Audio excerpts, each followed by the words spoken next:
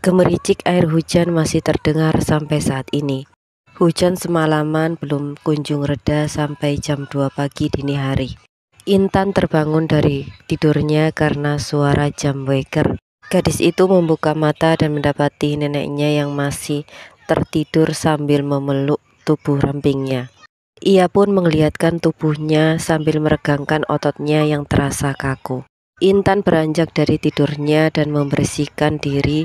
Setelah itu ia menunaikan sholat di sepertiga malam. Telah mengadukan semua kegundahan hatinya pada sang Robnya. Dengan cara itu dia merasa bisa lebih tenang. Tak lupa dia pun membaca Al-Quran. Setelah menunaikan rutinitasnya di sepertiga malam, ia kemudian berlalu ke dapur untuk memasak air dan mempersiapkan bahan makanan yang akan digunakan untuk membuat sarapan pagi. Beberapa saat kemudian suara azan subuh yang mulai berkumandang. Ia kemudian melangkahkan kakinya untuk segera pergi ke kamar mandi untuk mengambil wudhu. Setelahnya dia berlalu ke kamar sang nenek untuk membangunkannya sholat subuh. "Nek, bangun, sholat subuh yuk," bisik Intan ke telinga neneknya. Gadis itu selalu membangunkan neneknya dengan suara yang lembut agar sang nenek tak terkejut saat terbangun. "Intan, kamu sudah bangun," ucap sang nenek ketika membuka kedua bola matanya. Intan kemudian membantu nenek untuk bangun dan pergi ke kamar mandi untuk berwudu. Mereka pun menunaikan sholat subuh berjamaah. Rutinitas tersebut menjadi kebiasaan mereka sehari-hari. Melaksanakan sholat subuh berdua.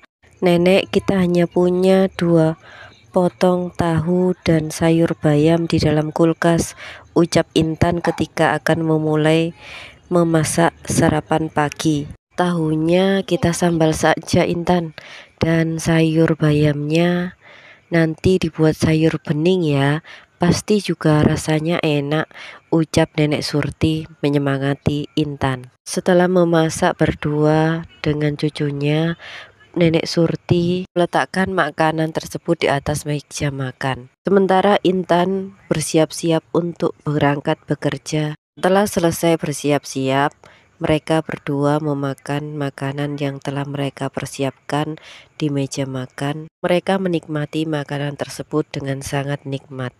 Walaupun makanan seadanya, tapi mereka sangat bersyukur. Setelah sarapan, Intan bergegas untuk membersihkan piring makannya, serta peralatan masak yang digunakan tadi untuk memasak di dapur bersama sang nenek. "Nenek, Intan berangkat kerja dulu ya, nenek hati-hati di rumah," ucap Intan dengan lembut pada sang nenek. Setelah itu Intan ke teras dan mengeluarkan motor metiknya, serta mengendarainya menyusuri jalanan perdesaan. Desa Intan masih sangat asri sehingga udaranya masih sangat bersih. Dalam berkendara sepeda, Intan selalu melantunkan sholawat yang tak pernah putus. Sekali dia bertegur sapa dengan penduduk desanya. 6:30 tepat dia sampai di supermarket tempat dia bekerja. Setelah memarkirkan sepeda yang dikendarainya, dia pun masuk ke dalam supermarket dan merapikan etalase yang berada di sana. Dia pun mengecek barang apa saja yang sudah harus disetok ulang. Tiba-tiba Burhan menghampirinya saat sedang merapikan barang-barang. "Tan, kamu jaga di kasir aja biar aku yang merapikannya," ucap Burhan kepada Intan. Lantas Intan berlalu menuju kasir. Burhan memang selalu bersikap seperti itu kepada Intan. Dia selalu menggantikan pekerjaan Intan dalam merapikan barang dan lebih menyuruh Intan untuk menjaga di kasir saja. Padahal pekerjaan itu seharusnya dilakukan secara rolling. Burhan memang selalu bersikap manis kepada Intan. Dia memperlakukan Intan sebagai seorang adiknya sendiri, dan dia bersikap sebagai kakak yang selalu melindunginya di tempat kerjanya. Padahal mereka tidak memiliki hubungan darah. Berselang lama ada seorang pembeli yang masuk.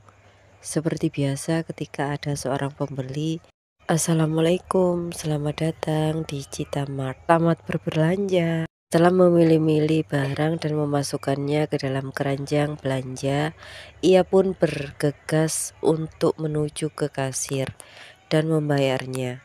"Assalamualaikum, bisa saya bantu?" "Loh, Kak Andra," ucap Intan setengah terkejut. "Kamu kerja di supermarket ini, Tan?" ucap Andra. "Iya Kak, aku bekerja di supermarket ini," ucap Intan dengan lembut kepada Andra. "Kabar nenek gimana, Tan?" ucap Andra lagi kepada Intan. "Alhamdulillah nenek sehat Kak," ucap Intan sambil membereskan belanjaan ke Andra. "Total belanja semuanya 250.000 Kak," ucap Intan dengan lembut sambil menundukkan kepalanya. Entah mengapa saat dia bertemu dengan Kak Andra, hatinya merasa sedikit berbeda.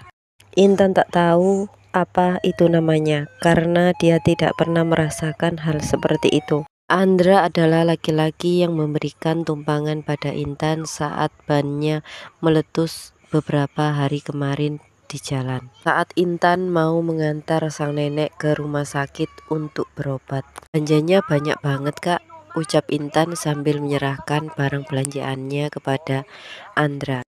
"Iya nih Tan, ini tadi ditelepon mama disuruh belanja." "Masya Allah Kak Andra, anak soleh," ucap Intan dengan wajah yang sedikit memerah. Andra pun tersenyum tipis padanya. "Oh iya Tan, aku pulang dulu ya. Assalamualaikum." "Waalaikumsalam," jawab Intan sambil menyunggingkan senyum termanisnya. "Cie, Intan nih," ucap Burhan kepada Intan dengan nada menggoda. "Apaan sih Kak?" jawab Intan dengan wajah yang tertunduk karena malu. "Kak, Intan ke toilet dulu ya, tolong jaga kasirnya ya," ucap Intan pada Kak Burhan. "Siap, beres Tan," ucap Burhan sambil memberi hormat pada Intan.